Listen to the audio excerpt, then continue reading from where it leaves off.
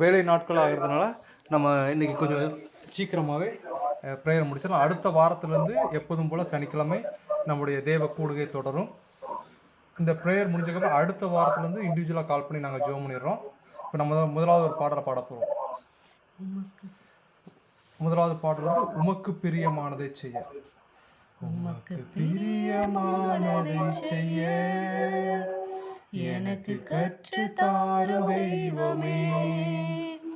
உமக்கு பிரியமானதை செய்ய எனக்கு கற்று தாரும் தெய்வமே. நீரே என் தேவன், உம் நல்ல பரிசுத்த ஆவியானவர் செம்மையான வழியிலே நடத்த வேண்டுமே. செம்மையான வழியிலே நடத்த வேண்டுமே. மேக ஸ்தம்பமே, அக்கினி ஸ்தம்பமே, தேற்றும் தெய்வமே, துணையாளரே. மேக ஸ்தம்பமே, அக்கினி ஸ்தம்பமே, தேற்றும் தெய்வமே, துணையாளரே. உமக்கு பிரியமானதை செய்ய எனக்கு கற்று தாரும் தெய்வமே. உம்மை நோக்கி என் கைகளை உயர்த்தி உயர்த்தி மகிழ்கின்றேனையா. உம்மை நோக்கி என் கைகளை உயர்த்தி உயர்த்தி மகிழ்கின்றேனையா. வறண்ட நிலம் தவிப்பது போல் என் ஆன்மா உமக்காக ஒவ்வொரு நாளும் ஏங்கி ஏங்கி தவிக்கின்றதையா. ஏங்கி ஏங்கி தவிக்கின்றதையா.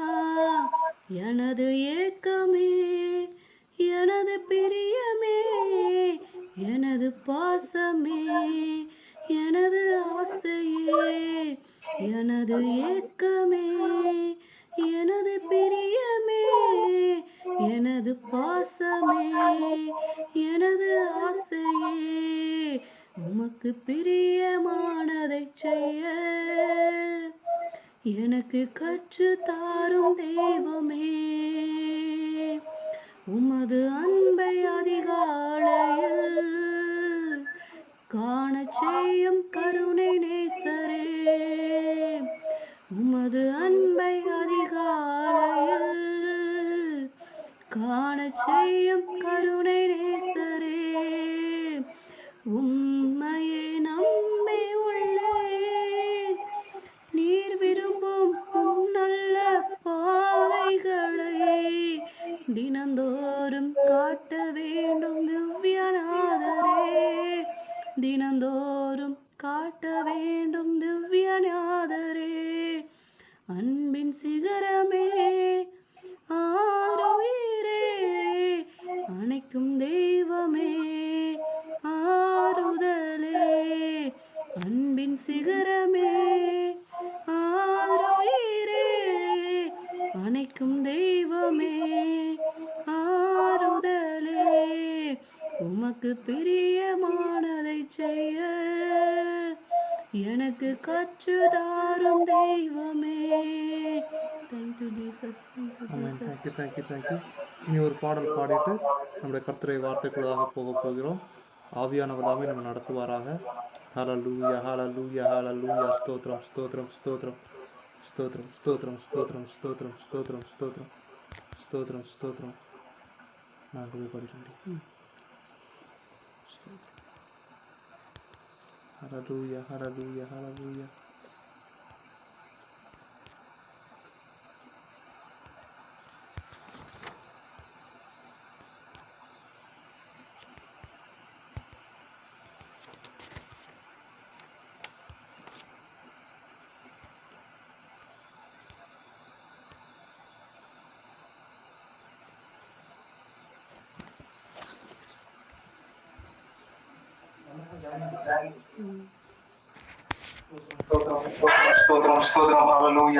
ஒரே ஒரு பாடல் பாடிட்டு இந்த கர்த்தருடைய வார்த்தையை கேட்கும்படியாக போக போகிறோம். ஆவியானவர் நம்மளோட இடைபடுவாராக. ஹல்லேலூயா, ஹல்லேலூயா, ஹல்லேலூயா, ஹல்லேலூயா. பரலோகம்தான் என் பேச்சு, பரலோகம்தான் என் பேச்சு, பரிசுத்தம்தான் என் மூச்சு, பரலோகம்தான் என் பேச்சு, பரிசுத்தம்தான் என் மூச்சு.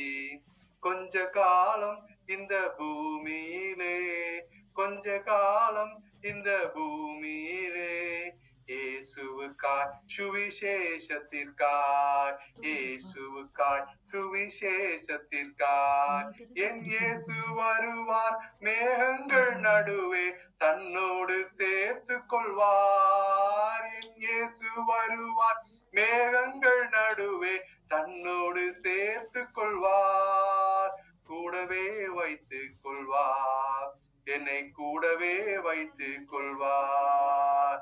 பரலோகம்தான் என் பேச்சு, பரிசுத்தம்தான் என் மூச்சு.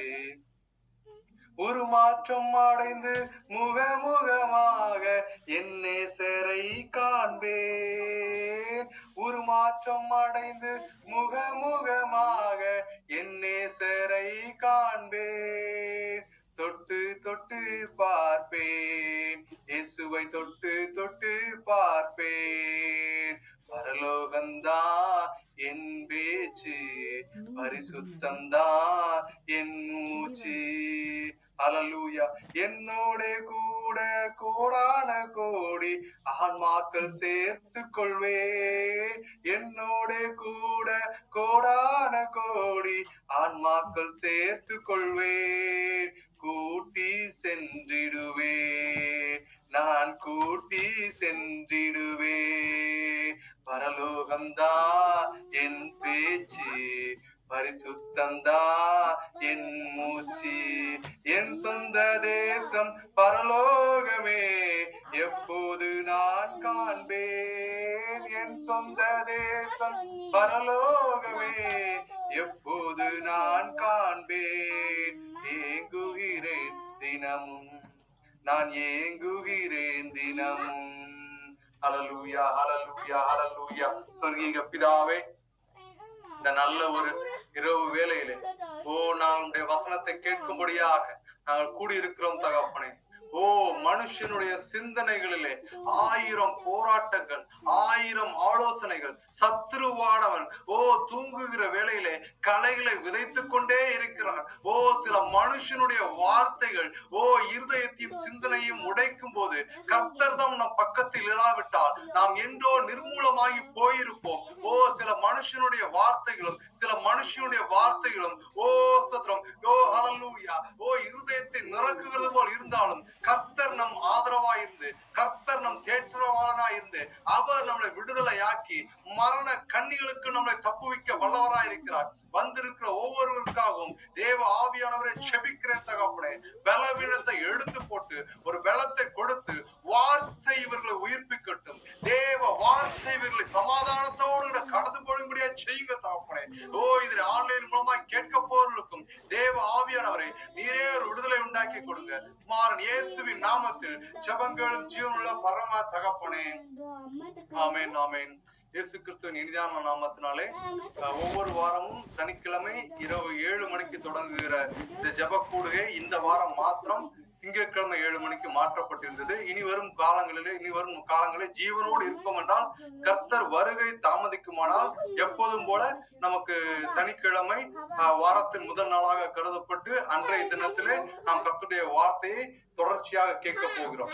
இன்னைக்கு நம்ம பார்க்கிற விஷயங்கள் என்னன்னா, தேவன் மரித்தோருக்கு தேவனாயிராமல் ஜீவனுள்ளோருக்கு தேவனா இருக்கிறார் என்று மத்தேயு 22:32 அதிகாரம் 32 வசனத்திலையும் இதே விஷயத்த மார்க்கு 12:27 கர்த்தர் எழுதியிருக்கிறார். வசனம் தெளிவா சொல்லுது, குழியில் இறங்குகிறவர்களும் பாதாளத்துக்கு போகிறவர்களும் உம்மை துதியார்கள். தேவ பிள்ளைகளே, நம்ம இன்னைக்கு நிறைய பேர் என்னன்னா, வாழ்றதுக்கு எனக்கு இந்த உலகத்துல பரலோக மாதிரி இருந்துட்டு போனதுன்னா உண்மையில இது வந்து ஒரு பூவின் மேல் விழக்கூடிய பணுத்துளி போன்றது இந்த மனுஷனுடைய வாழ்க்கை. நல்லா யோசிச்சு பாருங்களேன். கரண்ட் மாணிக்கு இருந்துச்சு, சட சட சட சட சடன்னு வளர்ந்துட்டோம். ஒரு வேலைக்கு போயாச்சு. இப்ப அடுத்து நமக்கு கல்யாணம், நமக்கு குழந்தைகள், நம்முடைய குழந்தைகளை படிக்க வச்சு அதுங்களுக்கு கல்யாணம். அதுக்கப்புறம் நம்முடைய ஜீவிதம் எங்க போக போகுது? எண்ணத்தை சேர்த்து வச்சாலும் அது அவனுக்கு ஜீவன் அல்லன்னு வசனம் சொல்லுது தேவ பிள்ளை. இப்ப நம்ம எதற்காக இந்த கூடுகை வந்திருக்கிறோம்? ஏதோ எல்லாரும் மீட்டிங் நடத்துறாங்க, எல்லாரும் பண்றாங்கன்னு இந்த ட்ரெடிஷனல் பிஹேவியரை நம்ம நடத்தலாம். கர்த்தர் விரும்புகிறது என்ன? கர்த்தர் வெறுக்கிறது என்ன? கர்த்தர் விரும்புகிற பரிசுத்தத்தோடு கூட நம்ம வாழ வேண்டும்.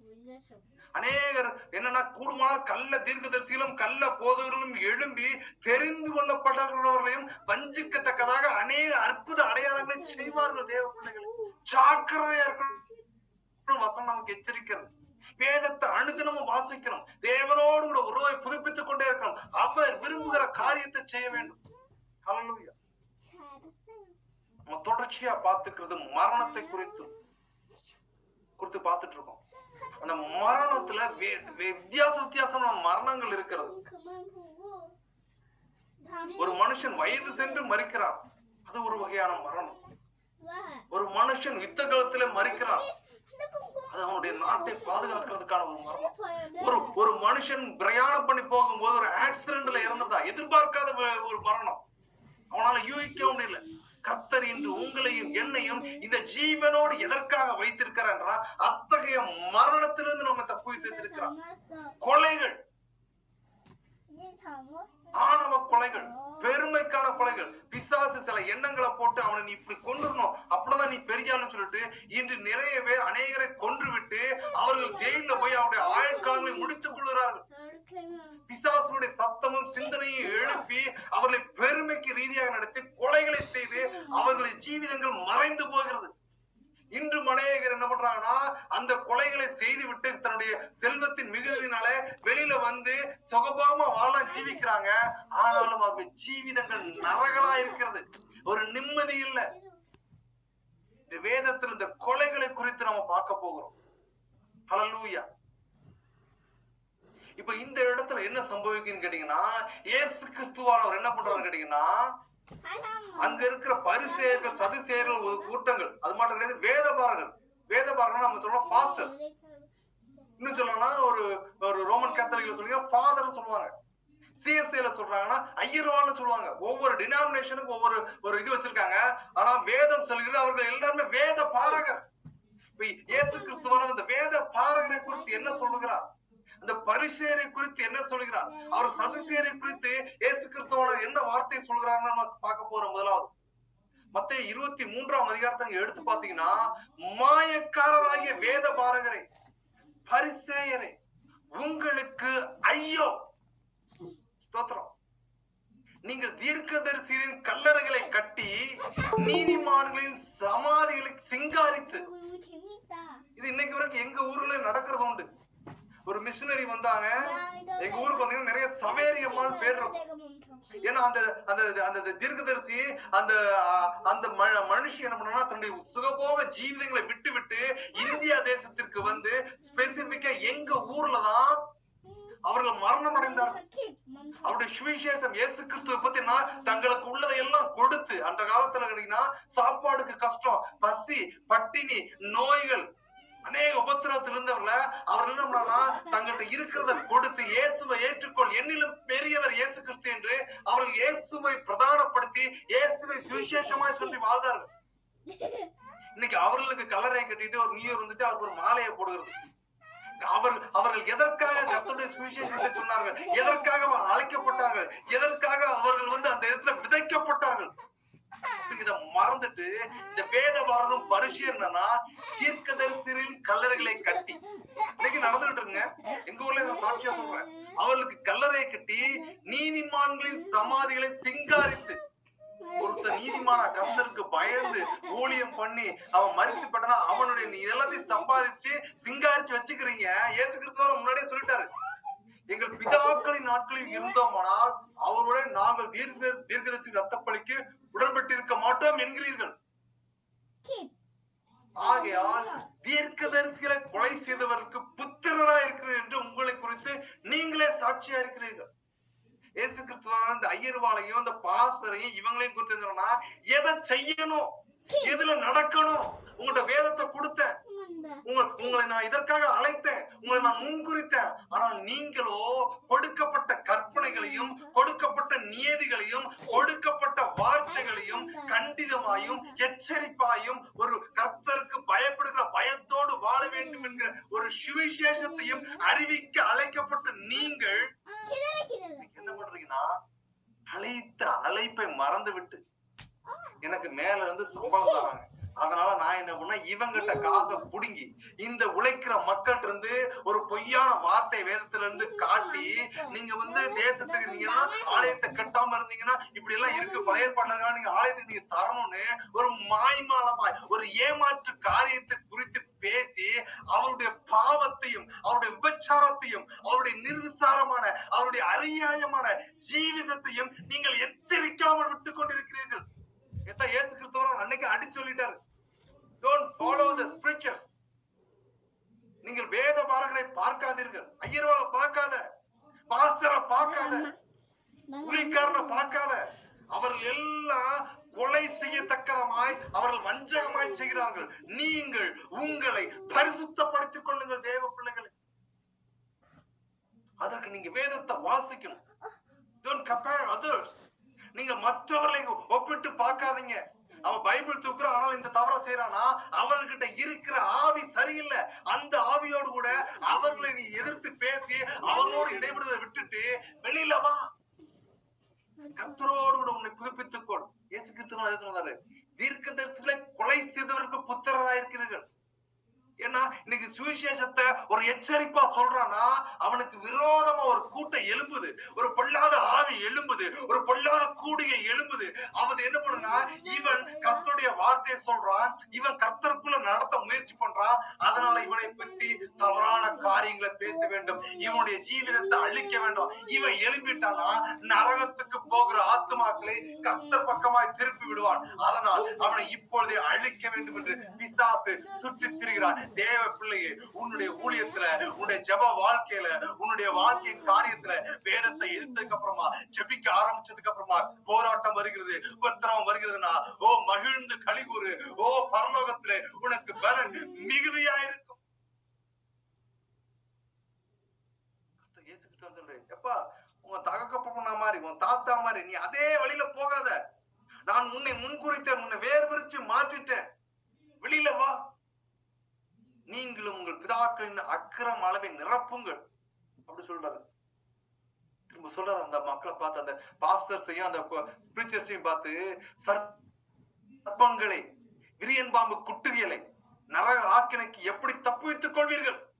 இந்த கொஞ்ச கால ஜீவியத்தை நோக்கி காசை சேர்க்கணும், பொருளை சேர்க்கணும், இதெல்லாம் சேர்க்கணும், இதெல்லாம் அப்படி அப்படி இருக்கு இப்படி இருக்குன்னு நீ எல்லாத்தையும் நாடி ஓடுகிறதே, உன் ஜீவன் என்று எடுக்கப்படுக்கப்பட்டால் நீ சம்பாதித்தது, நீ தேடினது, நீ நாடினது, நீ ஓடினது எல்லாம் யாருடையதாய் ஆகும்.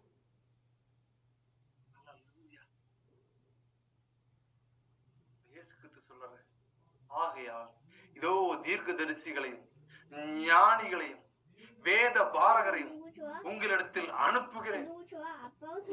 சொல்றாரு, நான் மரிச்சிருவேன், நான் என் பிதாவினிடத்துல போயிருவேன். நான் போனாலும் எனக்காக, என்னுடைய வார்த்தைக்காக நான் வருகிற வருகையை குறித்தும், ஓ இந்த உலகத்திலே நீங்கள் தெரிந்து கொள்ளப்பட்டவர்களாய் பரலோகத்துக்குள் பிரவேசிக்கும்படியாக, அந்த குறுகலான பாதை வழியாக ஓ நித்திய ஜீவனுக்கு நீங்கள் பிரவேசிக்கும்படியாக, உங்களை ஆயத்தப்படுத்தும்படியாக, ஓ என் நிமித்தமாய் ஓ அநேக தீர்க்கதரிசிகளையும் அநேக ஞானிகளையும் அநேக வேதபாரர்களையும் உங்களிடத்தில் அனுப்ப போகிறேன். ஓ ஸ்தோத்திரம். இயேசு கிறிஸ்துவானவர் முன்னதாகவே அவர் மரிக்கிறதற்கு முன்பாக தெளிவும் திஷ்டாந்தமாய் சொன்னார், அவர்களில் சிலரை கொன்று சிலுவைகளில் அறைவீர்கள். நான் மரிச்சு என் பிதாவிட்ட போயிருவேன், என் நாமத்தின் நிமித்தமா அநேகர் வருவாங்க, அதுல சிலரை கொன்னு சிலுவையில அறைவீங்க, சிலரை உங்க ஆலயங்கள்ல வச்சு வாரினால அடிப்பீங்க. அது மாத்திரம் கிடையாது, ஊருக்கு ஊரு துன்பப்படுத்துவீர்கள். பொய் சொல்லாத தேவ பிள்ளையே, இன்று வரை நடந்து கொண்டிருக்கிறது. நம்முடைய இந்திய தேசத்திலும் வட மாநிலங்களிலே இயேசு கிறிஸ்துவை பற்றி சொல்லுகிற அநேகரை கட்டி வைத்து அடிக்கிறதையும் அநேகருடைய தலைகளை துண்டிக்கிறதையும் நீங்கள் செய்தித்தாள்களை பார்க்க முடியும், கேட்க முடியும். ஹalleluya. என் தேவன் சும்மா இருக்கிறவர் அல்ல. ஓ ஹalleluya. ஓ ஸ்தோத்திரம். ஓ ஹalleluya. ஹalleluya. ஹalleluya. ஹalleluya. ஹalleluya. இவருடைய தேவன் அமைதியானவர். இவருடைய தேவன் மன்னிக்கிறவர். இவருடைய தேவன் ஓ ஹalleluya. இவர்ல அடிச்சா கையை கட்டி பார்த்துக்கிட்டு இருக்குன்னு ஓ நினைக்கிற தேசமே இதோ கர்த்தர் சொல்லுகிறார். ஓ ஸ்தோத்திரம். என் மகன் மீது ஓ என் ஊழியக்காரன் மீது என் ஊழியக்காரிகள் மீது உன் கைகளை ஓ சத்துருவே நீ நீட்டின நிமித்தமாக உன்னாய்க்காய் நீ ஆதாயப்படுத்தின ஓ நீ திரட்டின மக்கள்கள் ஓ ஸ்தோத்திரம் இந்த ஆண்டிலே ஓ ஹalleluya ஒரு உபத்திரவத்திற்குள்ளதாக அநேக மரணங்களை ஓ அந்த பட்டணத்திற்குள்ளதாக கர்த்தர் ஓ அனுப்புகிறார். ஒரு வெளிச்சம் பிரகாசிக்கிறது. அவர்களை அழைக்கும்படியாக கர்த்தர் முன் குறித்து விட்டார். அது நிறைவேற போகிறது. ஓ தரித்திரமாய் வார்த்தை வருகிறது. ஓ வெளிப்பாடாய் கர்த்தர் அனுப்புகிறார். ஒரு வெளிச்சம் அந்த மனிதன் மீது அந்த மாநிலத்தின் மீது பிரகாசமாய் விழிக்கிறது. ஓ ஹalleluya ஹalleluya. தரளத்தனையாய் வெள்ளங்கள் பெருகி வருகிற ஒரு தரித்திரத்தை ஆவியானவர் காண்பிக்கிறார். மரண கூக்குரல்கள் அந்த பட்டணத்தை கேட்க போகிறது. மரணத்தின் கூக்குரல்கள் என் தேவ பிள்ளைகளை தொட்ட நிறுத்தமாக அது அழிய போகிறது. அது நிறைவேற போகிறது. கர்த்தர் இதை செய்வார். யார்கிட்ட மோதி பார்க்கிற முழங்கால்களை முடக்குகிற மனுஷனுக்கும் ரத்த சாட்சியாய் மறிக்கிறதற்கு துணிகிறவர்கள் நாங்கள். இந்த ஜீவனை விட்டு எடுபட்டால் என் தேவனோடு கூட இருப்போம் என்கிற நிச்சயம் எங்களுக்கு உண்டு. என் பிள்ளைகளை நீ கைவிட்ட நிமித்தமாக அந்த பட்டணத்திலே பஞ்சத்தையும் பசியையும் இந்த ஆண்டிலே தீவிரமாய் கர்த்தர் வர செய்ய போகிறார். நோட்படி வைத்துக் கொள்ளுங்க. நாம் தேவன் சும்மா இருக்கிறவர் அல்ல. இந்திய தேசத்துல சில மாநிலங்கள் ஓ ஸ்தோத்திரம் பசியினாலும் பஞ்சத்தினாலும் நோயினாலும் ஓ ஹalleluya அநேக மரணங்களை கர்த்தர் அந்த தேசத்திற்குள்ளே அனுமதித்து விட்டார். சங்ககார தூதன் இறங்கி அதை சங்ககரிக்கிறார். 23:35 சொல்லுது, நீதிமானாகிய ஆபேலின் ரத்தம் முதல் தேவாலயத்துக்கும் பலிபீடத்துக்கும் நடுவே நீங்கள் கொலை செய்த பரிகியாவின் குமாரனாகிய சகரியாவின் ரத்தம் வரைக்கும் பூமியின் மேல் சிந்தப்பட்ட நீதிமான்களின் ரத்த பலிகள் எல்லாம் உங்கள் மேல் வரும்படியாக இப்படி செய்வீர்கள். எல்லாம் இந்த சந்ததியின் மேல் வரும் என்று மெய்யாகவே உங்களுக்கு சொல்லுகிறேன். இயேசு கிறிஸ்துவை பத்தி சொல்லுகிறவர்ல துண்டிக்கிற தேசங்கள், சுவிசேஷத்தை பிரசங்கிக்க போகிறவர்களை கொடுமைப்படுத்தின தேசங்கள், பட்டணங்கள் அழிவின் காரியத்தை இந்த ஆண்டிலே காணப்போகிறது.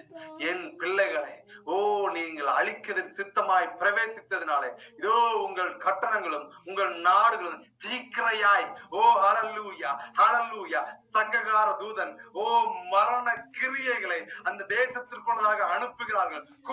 குவியலாய் பிணங்கள் குவிக்கப்பட போகிறது. ஹalleluya சமாதானம் வந்துருச்சு, சந்தோஷம் வந்துருச்சுன்னு எல்கி குதிக்கிற சில நாடுகள்ல மரண குவியல்களை கத்த சங்க செய்ய போகிறான். ஹalleluya. ஆபேல் காயினும் ஆபேலும் ஒரு மனமா இருக்கும்போது ஆபேலுடைய காணிக்கையை கர்த்தர் அங்கீகரிக்கிறார். காயினுக்குள்ள பிசாசின் கிரியைகள் எழும்பி ஆபேலை துண்டிச்சு போடுறது. கூட பிறந்த சகோதரன் அவனை பெருமையின் நிமித்தமா பிசாசு உள்ள போந்து ஆபேலை கொன்றுதான். அது மாதிரி எக்கச்சக்க வேற நீங்க கொல்றீங்க. இயேசு கிறிஸ்துவானவர் எதற்காக அந்த முன்னாடியே சொல்றாருன்னா, ஸ்தேவான் இவர் மரிக்க போகிற இயேசு கிறிஸ்துவானவர் சகலத்தையும் அறிந்தவர், முன்பு நடக்க போகிறது பின்பு நடந்ததையும் ஓ நடந்து கொண்டிருக்கிற காரியங்களையும் தீர்க்க தரிசனமாய் நன்கு அறிந்தவர் நம்முடைய தேவன். அதனாலதான் சொல்றாரு, நான் அனுப்புவேன், அவங்களை சிலரை எழுவி கொள்ளுவீங்க, சிலர் சிறுவேலை அறைவீங்க, சிலரை ஊருக்கு ஊரு துன்பப்படுத்துவீர்கள். இதெல்லாம் சம்பவிக்கும். ஸ்தேவானை என்ன பண்ணாங்கன்னா, அவர்களுக்கு ஒரு ஸ்தேவானுக்கு ஒரு அங்கீகாரம் கொடுத்து அவர்கள் நிறைய பேரை நியாயம் தீர்க்கிற ஒரு ஒரு பாத்திரனாய் ஓ அந்த சபையில அவன் இருக்கிற வேலைகளிலே ஓ அந்த பரிசேர்களும் சதிசேர்களும் தங்களுக்கு கிடைக்க வேண்டிய ஒரு மரியாதை, ஒரு பெருமை, ஒரு வந்தனம் எங்களுக்கு இல்லாம இந்த அற்ப ஸ்தேவானுக்கு கிடைக்குதுன்னு சொல்லிட்டு அவனை பொய்யா சொல்லி கல்லெறிஞ்சு கொண்டுட்டாங்க. அந்த இடத்துல தான் சவுல் நிற்கிறான். பின்பு பவுலாய் கர்த்தர் அவனை எடுத்து பயன்படுத்தின காரியத்தை நாம் நன்கு அறிவோம். எருசலேமை குறித்து கர்த்தர் என்ன சொல்கிறார்?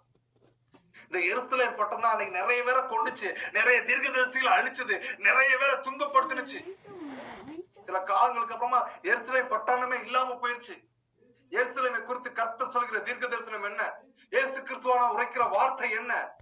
எருசலேமே, எருசலேமே, தீர்க்க தரிசிகளை கொலை செய்து உன்னிடத்தில் அனுப்பப்பட்டவர்களை கல்லெறிகிறவளே. நல்லா யோசிச்சு பாருங்க. கொலை செய்து உன்னிடத்தில் அனுப்பப்பட்டவர்களை கல்லெறிகிறவளே. ஆம்பளை கிடையாதுங்க, அங்க இருக்கிற பொம்பளையும் சேர்ந்து அந்த வேலையை செஞ்சிருக்கா. சோத்திரம். தீர்க்க தரிசன கொலை செய்யறாங்க. ஆண்கள் மாத்திரம் வச்சுறாங்க, பெண்களும் இதுல இடைப்பட்டு இருக்காங்க. கர்த்தர் சொல்றாரு, கல்லெறிஞ்சு கொண்டுட்டீங்க. கோழி தன் குஞ்சுகளை தன் சிறகுகளின்குள்ளே கூட்டி சேர்த்துக் கொள்ளும் வண்ணமாக. நீங்க நல்லா பாத்தீங்கன்னா, எங்க ஊர்ல நான் சின்ன பிள்ளை இருக்கும்போது மேல பறந்து வந்துன்னா தன்னுடைய இறைக்காக மேல இருந்து அப்படியே பார்த்துட்டே கோழி குஞ்சு வரும். அப்ப ஊனு நாங்க கத்துறோம்னா, சும்மா போய் விளையாடுவோம். நாங்க ஊனு கத்துறோம்னா அந்த சத்தத்தை கேட்டு என்ன பண்ணும்னா, இந்த கோழி குஞ்சுகள்லாம் தன் தாயினுடைய ரெக்கைக்குள்ளதாக போய் ஒளிஞ்சு தன்னுடைய ஜீவனை பாதுகாத்துக் கொள்ளும். இயேசு கிறிஸ்துவ சொல்றாரு, அந்த கோழி குஞ்சுகளை கூட்டி செல்லுகிறோம்னா, நான் எத்தனை தரமோ பிள்ளைகளை கூட்டி சேர்த்துக்கொள்ள மனதா இருந்தேன். உங்களை இந்த பாவத்தை விட்டுருங்க, இந்த பழிகளை விட்டுருங்கன்னு சொல்லிட்டு சுவிசேஷம் கர்த்தருடைய வார்த்தைகள் எச்சரிப்பாய் வந்தும் அதிலே திமிருத்தனமாய் தன்னுடைய மதிகேட்டு நிமித்தமாய் அதே பாவத்திற்குள்ளதாக யாருக்கும் தெரியாதுன்னு பின்னி பிணைஞ்சிருப்பீங்களா, அதுல இருந்து வெளியில வர்றதுக்கு கர்த்தர் எதிர்பார்க்கிறார்.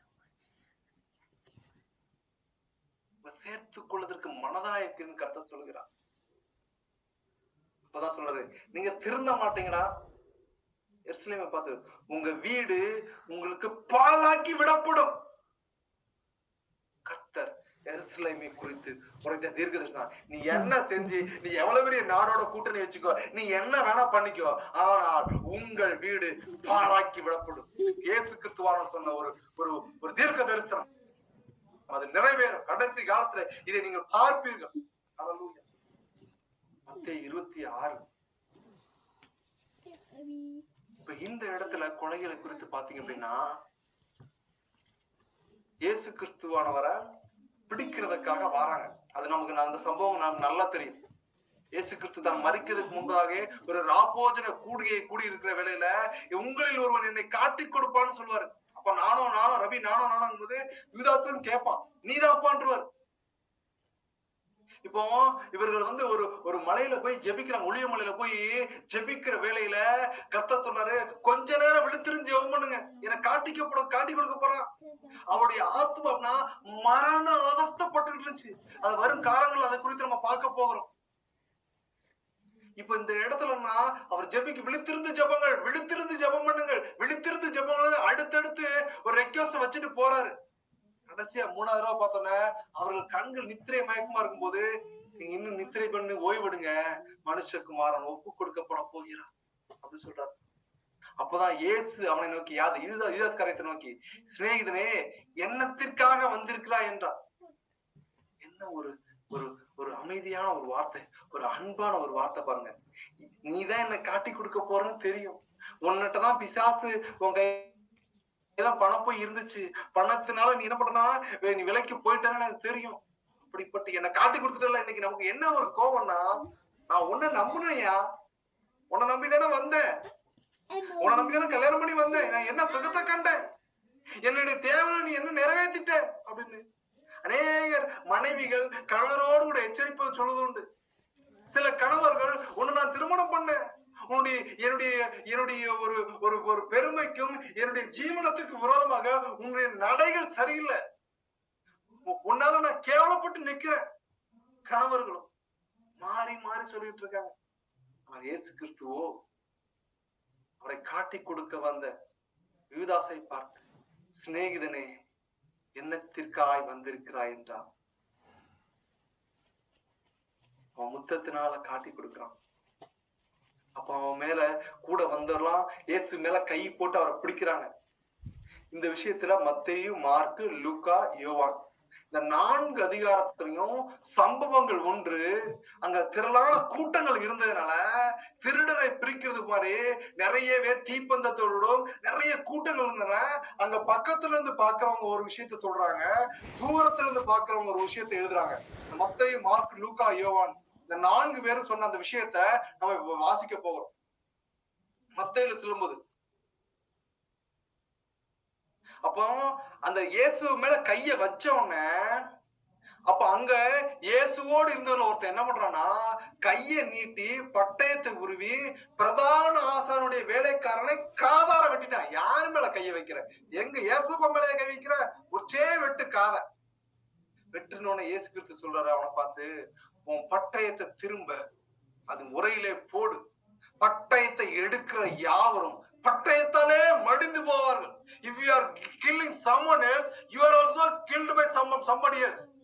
நீ ஒருவனை பட்டயத்தால கொன்னனா உனக்கும் பட்டயத்தினால மரணம். நீ அடுத்தவன் குடிய கெடுத்தனா உன் குடியும் ஒருத்தன் கெடுப்பான். நீ அடுத்தவனை புரணி பேசணும்னா உன்னையும் ஒருத்தன் புரணி பேசுவான். நீ அடுத்தவனுக்கு விரோதமா ஒரு காரியத்தை செஞ்சனா உனக்கு விரோதமாகவும் ஒருத்தன் பின்புலமாய் ஒருத்தன் செய்வான். அதான் வசனம் சொல்லு, கொம்பனுக்கு கொம்பம் வந்துகிட்டே இருப்பான் ஒரு பழமொழி உண்டு. ஸ்தோத்திரம். சமாதானத்தோடு கூட போ, அன்போடு கூட ஜீவி. அதைத்தான் கர்த்தர் உங்களுக்கும் எனக்கும் சொல்லி இருக்கிறார். இதே சம்பவத்தை மார்க் 14ஆம் அதிகாரத்துல பாத்தீங்கன்னா, அப்பொழுது அவர்கள் அவர் மேல் கை போட்டு அவரை பிடித்தார்கள். அப்ப கூட நின்ற ஒருத்தன் என்ன கத்திய உருவி பிரதான ஆசானுடைய வேலைக்காரனை காதார வெட்டினான். ஹல்லேலூயா. இதே சம்பவத்தை நீங்க அடுத்து பாத்தீங்கன்னா லூக்கா 22 48 49 50 51. இயேசு அவனை நோக்கி, யூதாசே, முத்தத்தினாலா மனுஷகுமாரனை காட்டி கொடுக்கிறாய் என்றார். அப்ப கூட சுத்தி நின்றவர்ல ஒருத்தவன் நடக்க போறத பார்த்துட்டு, ஆண்டவரே பட்டயத்தினாலே வெட்டுவோமா என்றார்கள். ஸ்தோத்திரம். ஹல்லேலூயா. சில நேரத்துல நமக்கும் அப்படித்தான் என்ன பண்றான்னா பிசாசு ஆலோசனை கொடுக்குறான். உனக்கு இதை செஞ்சுட்டான்ல, உனக்கு இதை பண்ணிட்டான்ல, அவனை நீ இப்படித்தான் பண்ண, அவனை சும்மா விட்டுறக்கூடாது, அவனை நீ என்ன பண்ணணும், இப்படித்தான் ரிவெஞ்ச் எடுக்கணும். தேவ பிள்ளைகளை பழி வாங்குகிறது எனக்குரியது என்று கர்த்தர் சொல்லுகிறார். தேவ பிள்ளைகளுக்கு பழி வாங்குகிற சுபாவம் இருக்கக்கூடாது. மனுஷன் மூலமாய் பிசாசு அநேக வார்த்தைகளை சொல்லலாம், அது இருதயத்தை சோர்வாக்கலாம், சிந்தனையில உட்கார்ந்து அப்படியே திரும்ப திரும்ப யோசிக்க வைக்கலாம். ஆனாலும் நாம் தேவ பிள்ளைகளா இருக்கிறதுனால இயேசு கிறிஸ்துவினுடைய அன்பு நம்மை அந்த கிரியையிலிருந்து விடுதலை ஆக்கணும். அன்பே பிரதானம், அன்பே பிரதானம், சகோதர அன்பே பிரதானம். ஸ்தோத்திரம், ஸ்தோத்திரம். அன்பு கர்த்தர் நம்மகிட்ட எதிர்பார்க்கிறார். பெருமைய இல்ல, எரிச்சல இல்ல, அடுத்தவனுக்கு விரோதமாய் திட்டங்களை ஆலோசனை பெறுவதில்லை.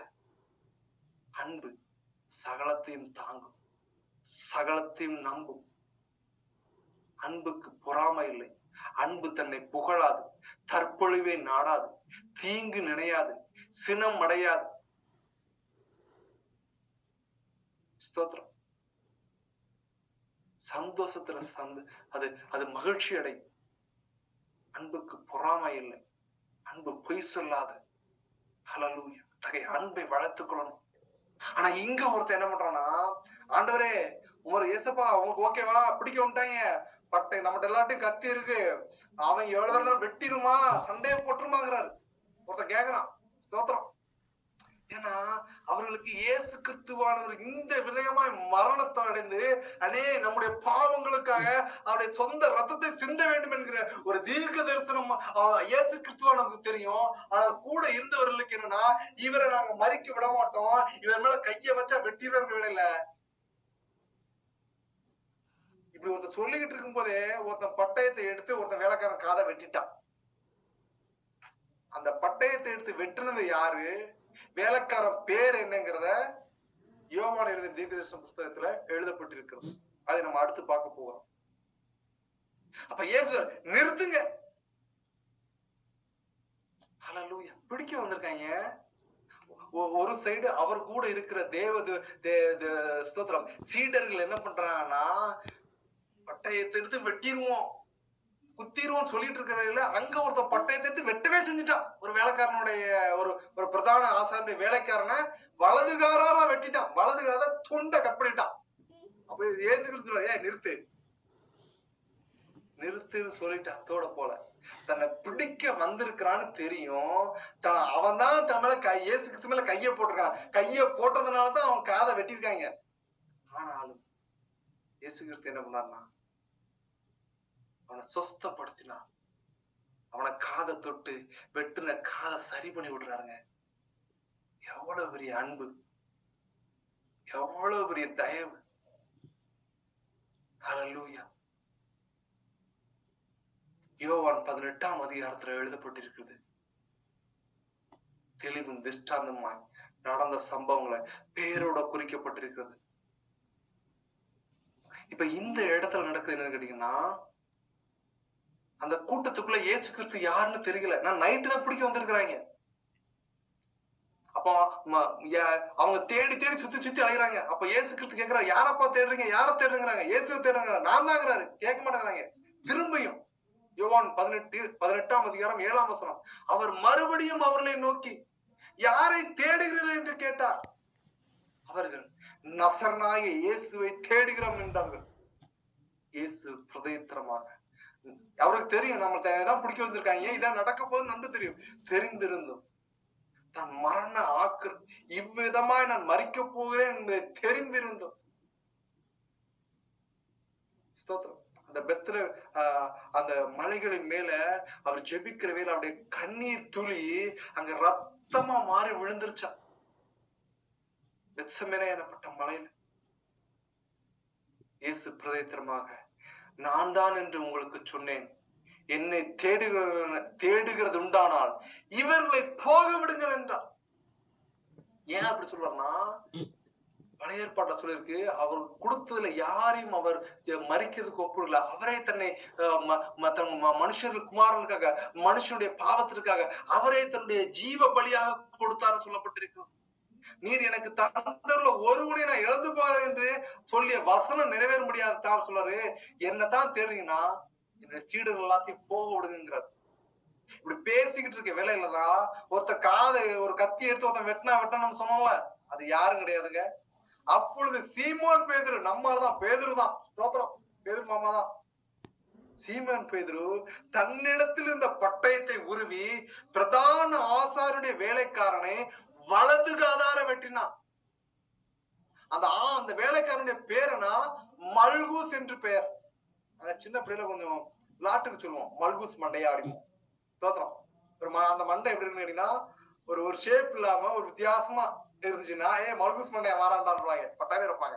தோத்திரம், ஹல்லேலூயா. இந்த சீமோன் பேதுரு என்ன பண்றான்னா, பட்டயத்தை உரி மல்கூஸ் மண்டையனை ரைட் காதை கட் பண்ணிட்டான். இயேசு பேதுரு நோக்கி, உன் பட்டயத்தை உன் உரையில போடு. இப்ப நான் என் பிதாட்ட கேட்டேன்னா, ஸ்தோத்திரம், அவர் எனக்கு தேவையான எல்லாம் செய்ய மாட்டாரா? என் பிதா எனக்கு கொடுத்த பாத்திரத்துல பானம் பண்ணாது இருப்பேனோ என்றார்.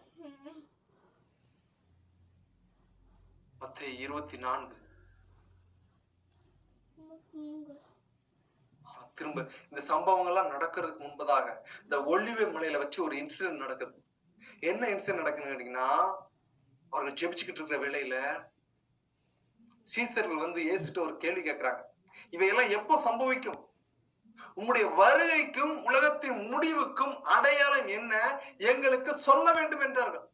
நீங்க ஏன்னா இயேசு கிறிஸ்து சொல்றா, மனுஷகுமாரன் பல பாடுகள் பட்டு மரித்து உயிர்த்தெழுந்து கலிலேயாவிலிருந்து அவர் என்ன பண்றாருன்னா பிதாவினிடத்துல போவார். அவர் திரும்ப நியாயாதிபதியாய் வருவார். அவர் வருகிற வேளையிலே உலகத்தால் பூமியில் இருக்கிற எல்லாரும் புலம்புவார்கள் அவருடைய வருகையை கண்டு சொல்லிட்டு இருப்பார். அப்பதான் கேட்பாங்க, அப்ப நீ வருகிறதுக்கு என்ன அடையாளம், உலகத்து முடிவுக்கு என்ன அடையாளம் கேட்கிறாங்க. அப்போ இயேசு கிறிஸ்து சொல்ற, ஒருவனும் உங்களை வஞ்சியாதபடிக்கு எச்சரிக்கையா இருங்க. Be aware yourself. நம்ம எல்லாரும் ரொம்ப எச்சரிக்கையா இருக்கணும். கர்த்தருடைய வார்த்தையை குறித்து நய வசனிப்பா யாராவது பேசுறாங்க, வஞ்சகமா பேசுறாங்கன்னா ஜாக்கிரதையா இருக்கணும். நீங்க காசு கொடுத்தீங்கன்னா நீங்க பரலோகத்துக்கு போயிருங்க, கர்த்தருக்கு காணிக்கையை கொடுங்கன்னா, என் தேவன் காசையும் காணிக்கையும் விரும்புகிறவர் அல்ல. ஸ்தோத்திரம். கொர்நேலியு என்ற மனிதன் அவன் ஜெபிச்சுக்கிட்டு இருக்க வேளையில கர்த்தர் சொல்லுகிறார், நான் யாருன்னு உனக்கு சொல்ல வேணும்னா நீ என்ன பண்ணா பேதுருக்கிட்ட ஆள் அனுப்புங்கிறார். அது மாத்திரம் கிடையாது, கர்த்தர் அவனுக்கு கொடுக்கிற ஒரு வாக்குத்தத்தம் என்னன்னா, நீ ஜெபிக்கிற ஜெபமும் நீ செய்த தான தர்மங்களும் பரலோகத்துல தேவ சந்நிதியில வந்து எட்டுனது. ஏங்க இப்படி சொல்லிக்கலாம்லங்க, பைபிள்ல வசனம் இப்படி சொல்லிக்கலாம்ல. யோசிச்சு பாருங்களேன், நீ ஜெபிக்கிறதும் நீ சர்ச்சுக்கு செஞ்சதும் பரலோகத்துல தேவ சந்நிதியில வந்து எட்டுச்சுன்னு சொல்லிக்கலாம்ல. இல்லங்க, அப்படி பண்ணியாச்சுன்னா இந்த கள்ள போதர்களும் கள்ள தீர்க்கதரிசி சொல்லி இன்னைக்கு வரைக்கும் என்னன்னா, அவன் வீட்டுல காரை வச்சுட்டு அவன் சுகபோகமா ஜீவிக்கிறத தான் அவன் பிரியப்படுகிறானே தவிர கர்த்தர் வருகையை குறித்தும் பாவத்தை குறித்தும் உலகத்துல கட்டப்பட்டிருக்கிற பிச்சை குறித்தும் எச்சரிக்கிற வார்த்தைய சொல்லுகிற தேவ மனுஷர்கள் குறைஞ்சிட்டாங்க. அவர்கள் சுகபோகமாய் தின்று கொழுத்திருக்கிறார்கள். அந்த பொருளை பார்த்து சொல்றேன், உன்னுடைய ஜெபம் உன்னுடைய தான தர்மங்களும் பரலோகத்திலே வந்து எட்டினது. தேவ பிள்ளைகளே, நன்று அறிந்து கொள்ளுங்கள். நீங்கள் ஊழியக்காரருக்கு கொடுங்க, நான் கொடுக்க கூடாது அதெல்லாம் நான் சொல்ல வரல. கர்த்தருக்கு விரும்புறது என்னன்னு கேட்டீங்கன்னா, ஜெபிக்கிறதும் வேதம் வாசிக்கிறதும் தான தர்மங்கள் செய்கிறதுமே அவருக்கு பிரியமான ஒன்றாயிருக்கிறது. இந்த ஏழைகள் ஒன்று எதற்கு, இந்த ஏழையான மனுஷர்ல ஒருவனுக்கு எதை செய்தீர்களோ அதை எனக்கே செய்தீர்கள் சொல்லியிருக்காரு. ஏன் வசனம் சொல்லுங்களா, சர்ச்சில் இருக்க இந்த பாஸ்டருக்கு, இந்த பரிசேயர்களுக்கு, இந்த வேதபாரர்களுக்கு எதை செஞ்சீங்களோ அது எனக்கே செஞ்சுன்னு சொல்லிக்கலாம். இல்ல அப்படி சொல்லல, வசனம் அப்படி சொல்லலாம். நல்லா நோட் பண்ணிக்கணும். Be careful yourself. தரித்திரர்களுக்கு கொடுக்கிறது, தேவனுக்கே கொடுக்கிறது, உன் சந்ததியை பாதுகாக்கும். மத்த இயேசு கிறிஸ்துவை அறியாத பிற மதத்தினரும் பிற ரிலிஜியஸ் என்ன பண்றாங்க, ரிலிஜியஸ் பீப்புள்ஸும் அவர்கள் தான தர்மங்கள் பண்றாங்களே, அதனால்தான் அவர்கள் ஜீவனோடு இருக்கார்கள். அவர்கள் பரதேசிக்குள் போக முடியாது. அவர்கள் இங்க செய்யறதுக்கு நண்டத்தனையா பலனை கர்த்தர் கொடுத்துருவார். கிரியையினால பரலோகத்துக்கு போக முடியாது.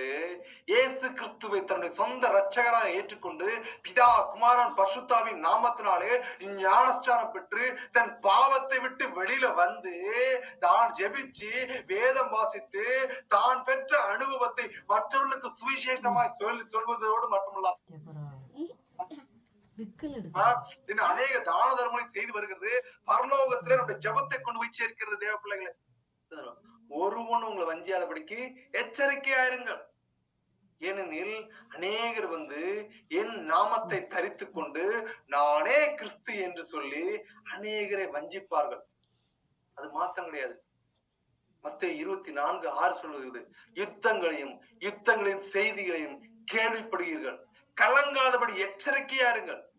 இவைகள் எல்லாம் சம்பவிக்க வேண்டியது, ஆனாலும் முடிவு உடனே வராது. அதுக்கப்புறமா இன்னொன்னு, ஜனத்துக்கு விரோதமாய் ஜனமும் ராஜ்யத்துக்கு விரோதமாய் ராஜ்யமும் எழும்பும், பஞ்சங்களும் கொள்ளை நோய்களும் பூமி அதிர்ச்சிகளும் பல இடங்களில் உண்டாகும். இவைகள் எல்லாம் வேதனைகளுக்கு ஆரம்பம். மத்தேயு 24:9 சொல்றது, அப்பொழுது உங்களை உபத்திரவங்களுக்கு ஒப்பு கொடுத்து உங்களை கொலை செய்வார்கள். If we are going to accept Jesus Christ, if we are going to share the gospel, நீங்கள் இயேசு கிறிஸ்துவை தன்னுடைய சொந்த இரட்சகராக ஏற்றுக்கொண்டு இவரே வழி, இயேசு சொல்லியிருக்கிறார், நானே வழியும் சத்தியமும் ஜீவனுமா இருக்கிறேன், என்னை அல்லாமல் ஒருவனும் பிதாவினிடத்திலே வரான் என்று சொல்லியிருக்கிறது. ஓ, அல்லாவினிடத்திலே வரான், பிதாவினிடத்திலே வரான், கர்த்தரிடத்திலே வரான், யெகோவாவினிடத்திலே வரான்.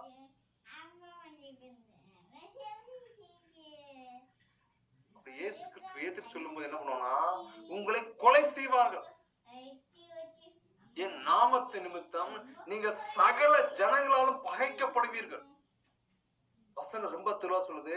அந்த காலகட்டத்துல என்ன பண்ணுவோம்னா, ஒருவரை மாறி மாறி காட்டி கொடுத்துக்குவாங்க. இப்போது அநேகர் இடரல் அடைந்து ஒருவரை ஒருவர் காட்டி கொடுத்து ஒருவரை ஒருவர் பகைப்பார்கள். மாத்திரம் கிடையாது, அநேகம் கள்ள தீர்க்கதரிசிகளும் எழும்பி அநேகரை வஞ்சிப்பார்கள். அக்கிரமம் மிகுதியாவதினால் அநேகருடைய அன்பு தணிந்து போகும். முடிவு பரியந்தம் நிலை நிற்பவனே ரட்சிக்கப்படுவான். இயேசு கிறிஸ்து வருகை தாமதிக்கிறதுக்கான காரணம் என்னன்னா, இயேசு கிறிஸ்து பற்றிய சுவிசேஷம் பூலோகம் உள்ள சகல ஜாதிகளுக்கும் சாட்சியாய் பிரசங்கிக்கப்படும். அப்பொழுது முடிவு வரும். இயேசு கிறிஸ்துவ தெரியாதுன்னு ஒருத்தரும் சொல்ல முடியாது. அனைவருக்கும் இயேசு கிறிஸ்துவ பற்றிய சாட்சிகள் பகிரப்படும். பகிரப்பட்டு முடிச்ச அடுத்த செகண்ட் ராஜாதி ராஜாவாய் அவர் மேக மீதிலே வரப்போகிறார். 10:26 சொல்லுது, அவர்களுக்கு பயப்படாதீர்கள். வெளியேற்கப்படாத மறைபொருளும் இல்லை, அறியப்படாத ரகசியமும் இல்லை. இயேசு கிறிஸ்து சொன்னார், நான் உங்களுக்கு இப்ப இருட்டுல சொல்றேன், இதை நீங்க போய் வெளிச்சத்துல போய் எல்லார்ட்டையும் சொல்லுங்க. எல்லாருடைய காதுகளிலையும் வீடுகளையும் பிரசித்தம் பண்ணுங்க. நானே கர்த்தர், இயேசுவே ராஜாதி ராஜா, அவர் சர்வாதிபதியாய் நியாயம் தீர்க்கிறவராய் மேக மீதிலே வரப்போகிறார். மனுஷா, மனுஷி, உன் காரியத்தை விட்டு திரும்பு, கர்த்தர் பக்கமாய் திரும்பு. பொல்லாத சிந்தனைகள், எரிச்சலின் கிரியைகள், உலக பிரகாரமான வாய்மான பிழைப்பிலிருந்து வெளியில வா. கர்த்தரை ஏற்றுக்கொள். அவரே ரட்சகர், அவரே விடுதலை கொடுக்கக்கூடியவர், அவரே சமாதானத்தை அள்ளக்கூடியவர். அவரை அல்லாமல் ரட்சிப்பு இல்லை.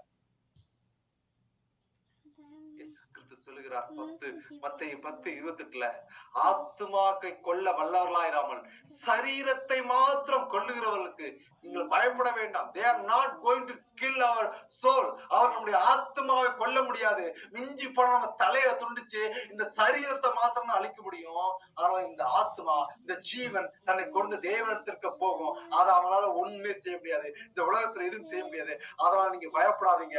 சரீரம் தானே, செத்தா சாகட்டும். இந்த சரீரம் ஒரு நாள் சாகிறது நிச்சயம். அதற்கு முன்பதாக தேவ மனுஷா, தேவ மனுஷி சுவிசேஷத்தை பிரசங்கி, பாவத்தை கண்டித்து உணர்த்து, ஒழுங்கு கிரயமா ஜீவிக்க சொல். கர்த்தர் அதை விரும்புகிறார். பரிசுத்தத்தை விரும்புகிறார். பரிசுத்தமே அவருக்கு பிரதானம். யாருக்கு பயப்படணும்? இந்த சரீரத்தையும் இந்த ஆத்மாவையும் நரகத்துல தள்ளுகிறவருக்கே நம்ம பயப்படணும். வல்லவருக்கே நம்ம பயப்படணும். அவர் ராஜாதி ராஜா, அவர் இயேசு கிறிஸ்து, அவர் பிதா, குமாரன், பரிசுத்த ஆவி, இம்மூவரும் ஒருவராயிருக்கிற அந்த திரியேக தேவனுக்கே நாம் பயப்பட வேண்டியது என்று உலகத்தில் இருக்கிற எந்த ஒரு மனுஷனுக்கும் நீங்கள் பயப்படாதபடி எச்சரிக்கையா இருங்க. இவர்கள் மிஞ்சி போனா சரீரத்தினை தானே வெட்டி கொள்ளுவாங்க, ஆத்மாவில் இல்ல. ரொம்ப தெளிவா சொல்லுது, இரட்டை கண்ணுடையவனாய் நீ நரகத்துக்குள்ள போற வரைக்கும் உன் கண்ணு உனக்கு இடல உண்டாக்கினா, உன் கண்ணை பிடிக்க தூர இருந்து ஒத்த கண்ணுனா நீ பரதேசிக்குள்ள போற உனக்கு நலமா இருக்கும். 2 காலுடையவனாய் நீ நரகத்துக்குள்ள போறதை காட்டியோ ஒத்த காலை வெட்டி தூர எரிஞ்சு போட்டுட்டு ஒத்த காலனாய் நீ பரலோகத்துக்கு போறது உனக்கு நன்றா இருக்கும்.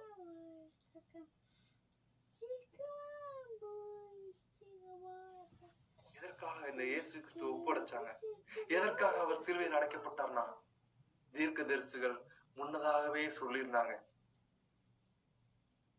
அப்ப இயேசு கிறிஸ்து பிடிச்ச உடனே சீசர் எல்லாம் அவரை விட்டு ஓடி போயிட்டாங்க.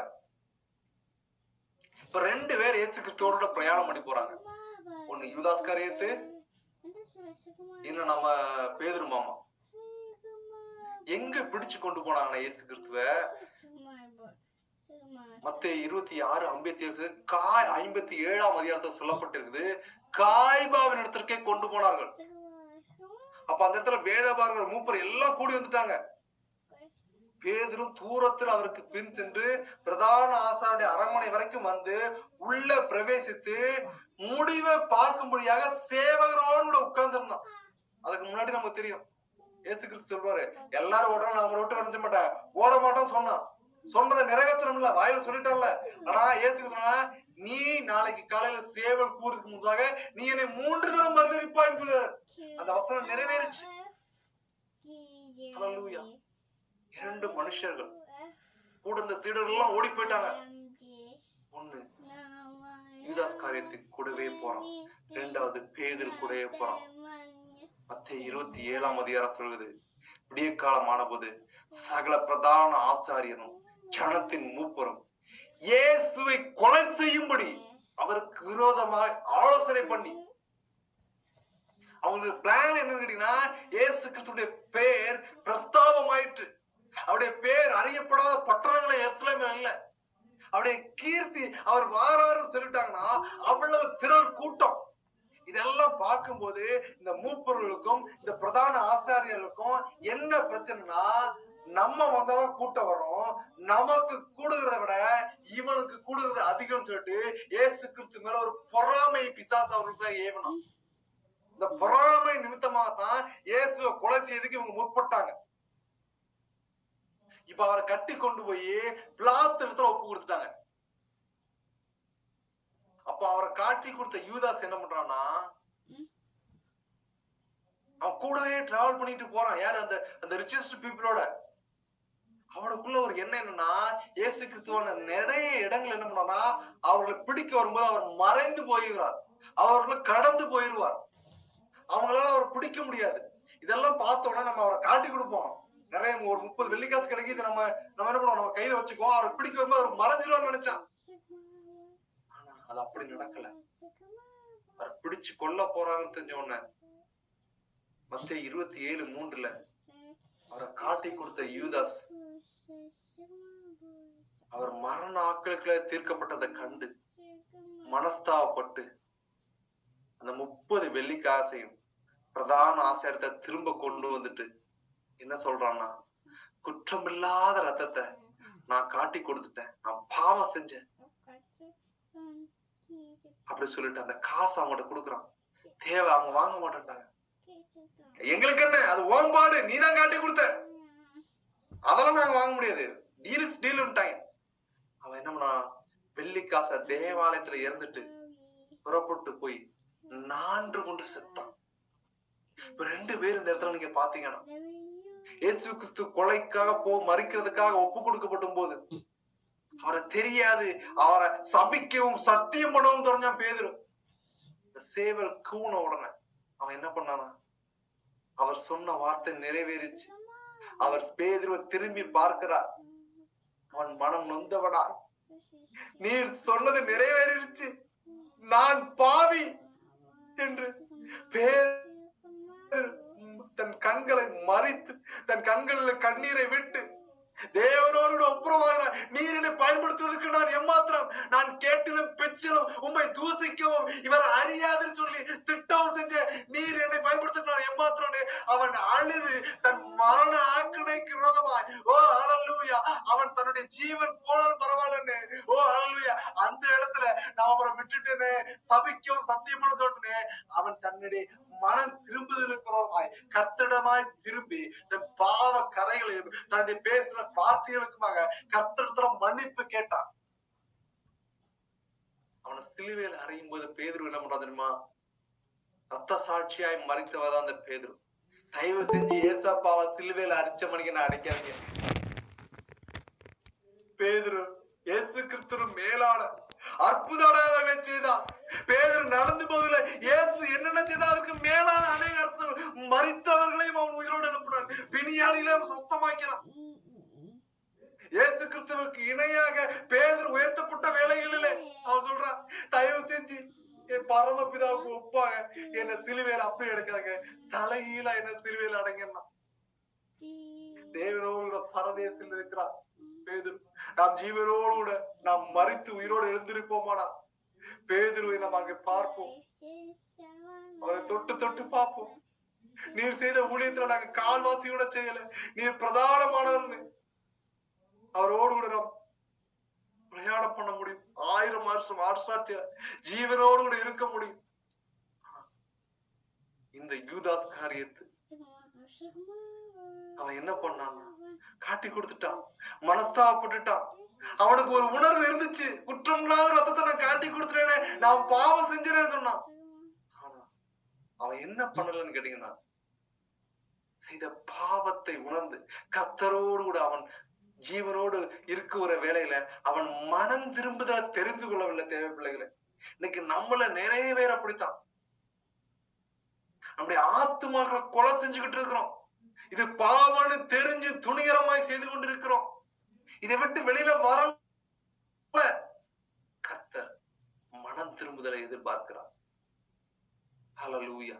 கடைசியான வசனம், தேவன் மரித்தோருக்கு தேவனாயிராமல் ஜீவன் உள்ளோருக்கு தேவனாய் இருக்கிறார் என்றார். இன்னைக்கு நம்ம ஜீவனோடு இருக்கிறோம். தேவ பிள்ளைகளே, ஜீவனோடு இருப்பது அவருடைய கிருபை, அவருடைய தயவு. ஒரு நொடியில இந்த ஜீவன் போயிடும். ஹல்லேலூயா. அவருடைய கிருபையினாலே நம்ம நிலைத்திருக்கிறோம். ஜெபித்து முடிக்க போகிறோம். சொர்க்கீக பிதாவே, இந்த நல்ல ஒரு இரவு வேளையிலே இங்க வந்திருக்கிற ஒரு ஆத்மாக்களுக்காக ஜெபிக்கிறேன் தகப்பனே. மனம் திரும்புதலுக்கு ஏற்ற ஒரு மனசை நீங்க எங்களுக்கு கொடுங்க தகப்பனே. யூதாசை போல எங்கள் பாவத்திலே நாங்கள் மரித்து போகாதபடியா, எங்கள் இச்சையிலே நாங்கள் மரித்து போகாதபடியா, எங்கள் உபத்திரவத்திலே உண்மை கைவிடாதபடியாய், என் தேவ ஆவியானவரை நாங்கள் ஜீவனோடு இருக்கும்போது உன் பக்கமாய் திரும்பும்படியாக நீர் பயன்படுத்துங்க தகப்பன். ஹல்லேலூயா, ஹல்லேலூயா. முதலாவது தேவனுடைய ராஜ்யத்தையும் அவருடைய நீதியையும் தேடுங்கள், அப்பொழுது இவைகள் எல்லாம் உங்களுக்கு கூட கொடுக்கப்படும் என்று வார்த்தை சொல்கிறது. தேவ ஆவியானவரே, வந்திருக்கிறவர்களுக்கு ரத்தத்தை தெளிக்கிறேன் தகப்பன். தெய்வீக சமாதானம் அவர்களோடு கூட எப்படியா செபிக்கிறேன் தகப்பன். ஆவியானவர் சொல்கிறார், சிலர்கள் தங்களுடைய இருதயத்தை திறந்து கர்த்தரிடமாய் கொடுக்கிற ஒரு தரிசனத்தை காண்பிக்கிறார். அவர் உங்களோடு கூட இடைப்பட்டு உங்களை புதிய சிருஷ்டியாய் மாற்றுகிற ஒரு காரியத்தை கர்த்தர் பக்கமாய் நீங்கள் திரும்பி வந்ததை கர்த்தர் நன்கு அறிந்திருக்கிறார். மனுஷன் அறியான், தேவன் அறிவார். அவர் இருதயத்தையும் இருதயத்தின் எண்ணங்களையும் நன்கு அறிந்தவராய் இருக்கிறார். கூப்பிடுகிறவருக்கு அவர் பதில் கொடுக்கிறவராய் இருக்கிறார். கேளுங்கள் தரப்படும், தட்டுகள் திறக்கப்படும், தேடுகிறவன் எவனும் கண்டடைகிறான் என்கிற வாக்கு தத்தத்தின்படியா இதோ உன்னுடைய ஜெபத்தை கர்த்தர் கேட்கிறார். உன் வாயை திறந்து உன் இருதயத்தை கர்த்தர் சந்நிதியில ஊற்றி கர்த்தர் அதை அப்படியே நிறைவேற்றுவார் என்கிற ஒரு தரிசனத்தை காண்கிறார். உன் இருதயத்தையும் ஒரு பட்டயம் உருவி போயிற்று. இந்த வார்த்தையை கேட்கிற வேளையிலே கர்த்தர் சொல்கிறார், சிலருடைய இருதயத்தை கர்த்தருடைய வார்த்தை உருவி போய் அவருடைய கரை திரைகளை அற்று மாற்றி மரண சரீரமாய் இருந்ததை மரண ரீதியாய் ஜீவித்த காரியத்திலிருந்து கர்த்தர் விடுதலையை கொடுத்ததை ஆவியானவர் காண்பிக்கிறார். உங்களோடு ஒரு உடன்படிக்கையை பண்ணுகிறார் கர்த்தர். ஹல்லேலூயா, ஸ்தோத்திரம். இதாவே இந்த ரத்தத்தை தெளிக்கிறேன், ஆவியில பலப்படுத்துங்க. கர்த்தருடைய ஆவி எங்கே உண்டோ அங்கே விடுதலை உண்டு. கர்த்தருடைய ஆவி எங்கே உண்டோ அங்கே ஒரு பராக்கிரமம் உண்டு. கர்த்தருடைய ஆவி பெண் மான்களை ஈடுபடி செய்தது. கர்த்தருடைய சத்தம் பெண் மான்களை ஈடுபடி செய்தது. ஹல்லேலூயா, ஹல்லேலூயா. கர்த்தர் சொல்கிறார், நீ விரும்புகிறதை நான் நிறைவேற்ற போகிறேன். சிலரை குறித்து கர்த்தர் தரிசனமாய் சொல்கிறார், அற்ப புழு, இவங்க அற்பமானவங்க, இவங்க ஒண்ணுக்கு ஒப்பேற மாட்டாங்கன்னு தள்ளப்பட்ட உன்னை கர்த்தர் சொல்கிறார். வீடு கட்டுகிறவர்கள் ஆகாதென்று தள்ளின கல்லே தலைக்கு முளைக்கல் ஆயிற்று. தேவ பிள்ளையே, உன் குடும்பம் உன்னை குறித்து மனுஷா மனுஷி உன்னை அற்பமா எண்ணின காரியத்திலிருந்து உன்னை அங்கீகாரமாய் கர்த்தர் மாற்றுகிற ஒரு காரியத்தை கர்த்தர் காண்பிக்கிறார். உன்னை நான் உயர்த்த போகிறேன், உன்னை நான் கைவிடுவதில்லை, உன்னை பேர் சொல்லி அழைத்தேன், உன்னை நான் முன்குறித்தேன். தள்ளப்பட்ட உன்னை நான் பிரதான ரீதியாக ஒரு உயர்வை ஒரு வெளிச்சத்தை கர்த்தர் காண்பிக்கிறார். ஒரு உயர்வு ரீதியாய் உன்னை நான் மாற்ற போகிறேன். உன்னை பார்த்து அநேக கையெடுத்து கும்பிடுகிற சில தரிசனத்தை கர்த்தர் காண்பிக்கிறார். உன் வெளிச்சம் அணையாதபடியாய் கர்த்தர் முன்னிலும் பின்னிலும் பாதுகாப்பை அளிக்கிற ஒரு தரிசனத்தை காண்பிக்கிறார். பெற்றுக்கொள் சகோதரா, பெற்றுக்கொள் சகோதரி. இதாவே ரத்தத்தை தெளிக்கிறேன், ஆவிலே பலப்படுத்துங்க, ரத்த கோட்டைகளை மறைத்துக் கொள்ளுங்க. வந்திருக்கிற ஒவ்வொருவரையும் ரத்தத்திலே மூழ்கி மறைத்துக் கொள்ளுங்க தாப்பன். புதிய ரூபமாய் புதிய சிருஷ்டியாய் ஆவிலே பலப்படுத்துங்க. இயேசுவின் நாமத்தில் ஜெபங்களும் ஜீவனுள்ள பரம தகப்பனே, ஆமென், ஆமென். Thanks for the coming. God bless you. அடுத்த வாரம் பிரேயர் சனிக்கிழமை முடிஞ்சதுக்கு அப்புறம் இண்டிவிஜுவலா கால் பண்ணி பிரேயர் பண்ணிடுறோம். Thanks for the coming. Keep in prayer. தொடர்ச்சியாக நீங்க வேதத்தை வாசிங்க. உங்கள் தனி ஜெபங்களை எங்களை நினைத்துக் கொள்ளுங்க. வந்திருக்க ஊரையும் நினைத்துக் கொள்ளுங்க. கர்த்தர் தேவையை சந்திப்பாரா. ஆமீன், ஆமீன்.